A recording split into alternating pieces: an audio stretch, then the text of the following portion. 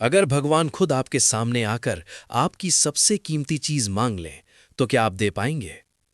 आज की कथा है एक ऐसे शिव भक्त की जिसकी भक्ति ने स्वयं महादेव को धरती पर आने के लिए विवश कर दिया।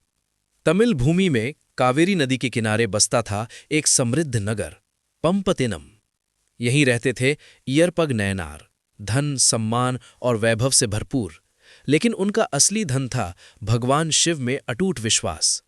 उनका एक ही सिद्धांत था, जो शिव भक्त है वही स्वयं शिव है।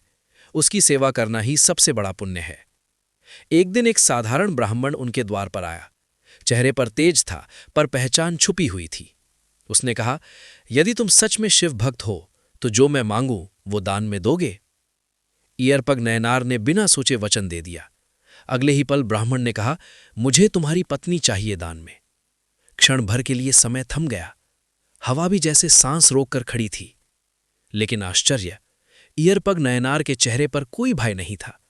उन्होंने शांत स्वर में कहा, यदि ये एक शिव भक्त की इच्छा है तो इसे पूरा करना ही मेरा धर्म है।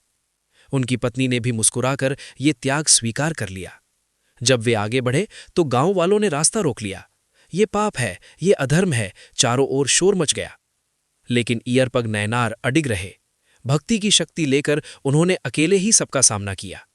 जैसे ही वे सुरक्षित स्थान पर पहुंचे और उन्होंने ब्राह्मण को प्रणाम किया, तभी आकाश प्रकाश से भर गया।